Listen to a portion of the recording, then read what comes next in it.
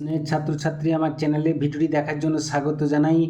তোমরা যারা দশম শ্রেণীতে টেস্ট পরীক্ষা দেবে এবং 2024 সালে ফাইনাল পরীক্ষা দেবে অর্থাৎ মাধ্যমিক পরীক্ষা দেবে, তাদের জন্য বাংলা থেকে গুরুত্বপূর্ণ এমসিকিউ আর এসএকিউ নিয়ে আজকে এই ভিডিওতে হাজির হয়েছি।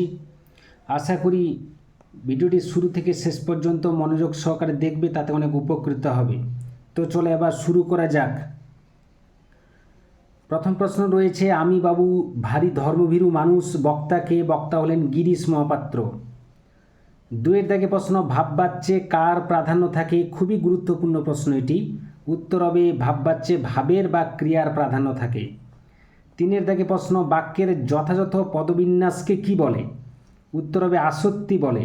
পরবর্তী প্রশ্ন, অস্ত্রের বিরুদ্ধে গান কবিতাটি কোন কাব্যগ্রন্থের অন্তর্গত? এটাও খুবই গুরুত্বপূর্ণ প্রশ্ন।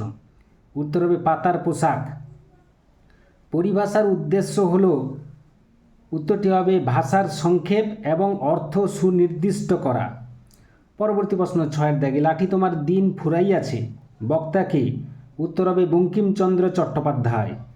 সাতের দাগে প্রশ্ন, হিসাবের মেজাজ চড়ে গেল, এই রেখাঙ্কিত পদটি কারক বিভক্তি হল কর্মকারকে শূন্য বিভক্তি।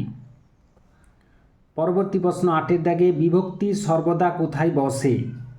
উত্তর হবে সর্বদা শব্দের পরে যুক্ত অবস্থায় বিভক্তি বসে।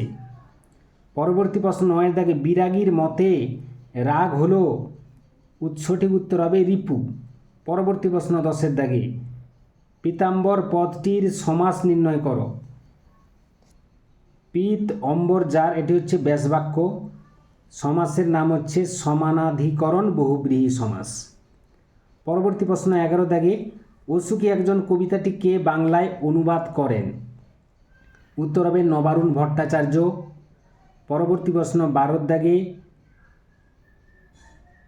শৈলজানন্দের সংগ্রহে ফাউন্টেন পেন কতটা ছিল?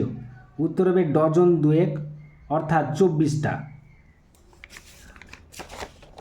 পরবর্তী প্রশ্ন 13 দাগে, দ্বন্দ্ব সমাসে দ্বন্দ্ব শব্দের অর্থ কী? উত্তর হবে মিলন। 14 দাগে প্রশ্ন, কলকাতা বিশ্ববিদ্যালয় পরিভাষা সমিতি নিযুক্ত করেছিল কবে? উত্তর হবে 1936 খ্রিস্টাব্দে। পরবর্তী প্রশ্ন 15 দাগে, খুরের দাপট তারাই লেগে উল্কা ছোটায়, কোথায় উল্কা ছোটায়? সঠিক উত্তর হবে নীলখিলানে উল্কা ছোটায়। 16 দাগে প্রশ্ন, চঞ্চল ভালো ফুটবল খেলে, এই বাক্যে উদ্দেশ্য হবে এখানে চঞ্চল। পরবর্তী প্রশ্ন 17 দাগে, জগদীশ বাবুর সম্পত্তির মূল্য কত ছিল? উত্তর হবে 11 লক্ষ টাকা।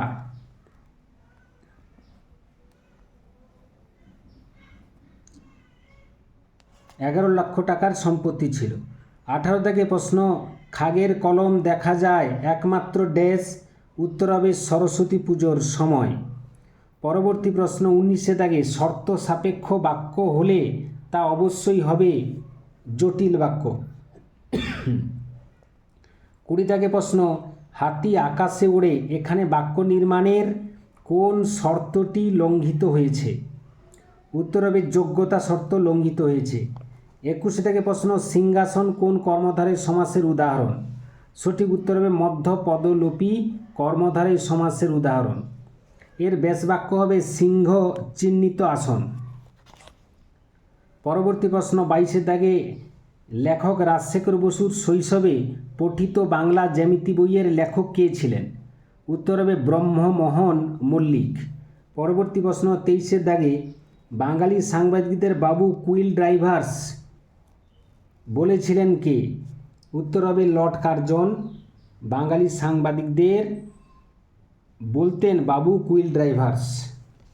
পরবর্তী প্রশ্ন আমরা জেনে নেব 24 দাগে, গিরিশ মহাপাত্রের সঙ্গে অপূর্বর পুনরায় কোথায় দেখা হয়েছিল? সঠিক উত্তর হবে রেল স্টেশনে। 25 দাগে প্রশ্ন, ঋষি বালকের মাথায় গোজা রয়েছে কি? উত্তর হবে ময়ূর পালক। 26 দাগে প্রশ্ন, যে বাচ্চে কর্তার অর্থ প্রাধান্য ঘটে তাকে বলে? উত্তর হবে কর্তৃবাচ্য। 27 থেকে প্রশ্ন, সিঞ্জিনী আকর্ষী রোষে, সিঞ্জিনী শব্দের অর্থ কী? উত্তর হবে ধনুকের ছিলা। পরবর্তী প্রশ্ন 28 দাগে, অপূর্বর বাবার বন্ধু ছিল কে? উত্তর হবে নিমাই বাবু। পরবর্তী প্রশ্ন 29 দাগে কর্মকর্তৃবাচ্যে কি অনুপস্থিত থাকে? উত্তর হবে কর্তা অনুপস্থিত থাকে। কর্মই কর্তার ভূমিকা পালন করে কর্মকর্তৃবাচ্যে। পরবর্তী প্রশ্ন 30 দাগে দ্বন্দ্ব সমাসে কোন পদের অর্থ প্রাধান্য থাকে? উত্তর হবে পূর্বপদ ও পরপদের অর্থ প্রাধান্য থাকে দ্বন্দ্ব সমাসে, অর্থাৎ উভয় পদের অর্থ প্রাধান্য থাকে দ্বন্দ্ব সমাসে। 31 দাগে প্রশ্ন বাংলায় একটা কথা চালু ছিল, কথাটি কি? উত্তর হবে কালি নেই কলম নেই বলে আমি মুন্সি। পরবর্তী প্রশ্ন পড় সবাই শুনি কি ধরনের এটি বাক্য? উত্তর হবে অনুজ্ঞাবাচক বাক্য। পরবর্তী প্রশ্ন 33 দাগে কর্মধারয় সমাসের প্রাধান্য থাকে কোন পদের? উত্তর হবে পরপদের প্রাধান্য থাকে। 34 দাগে প্রশ্ন মুখচন্দ্র সমান মুখচন্দ্রের ন্যায় সমাসটি হলো উপমিত কর্মধারয় সমাস। পরবর্তী প্রশ্ন 35 দাগে বাক্য নির্মাণের শর্ত তিনটি কি কি? বাক্য নির্মাণের শর্ত তিনটি হলো যোগ্যতা, আকাঙ্ক্ষা এবং আসক্তি। পরবর্তী প্রশ্ন 36 দাগে কঙ্কাবতী ও ডমরুধর গ্রন্থ দুটি কার লেখা? উত্তর হবে ত্রৈলোক্যনাথ মুখোপাধ্যায়ের লেখা। 37 দাগে প্রশ্ন বাক্যের যোগ্যতা বলতে বোঝায় যথাযথ ও সঙ্গত ভাব প্রকাশকে। 38 দাগে প্রশ্ন রোদের তাপ এখানে কোন ধরনের সম্বন্ধ হয়েছে? উত্তর হবে কার্য কারণ সম্বন্ধ হয়েছে। 29 দাগে প্রশ্ন চিরসুন্দর পদটির সমাস নির্ণয় করো। চিরসুন্দর পদটির ব্যাসবাক্য হচ্ছে চিরকাল বেপিয়া সুন্দর, সমাসের নাম হচ্ছে ব্যক্তি তৎপুরুষ সমাস।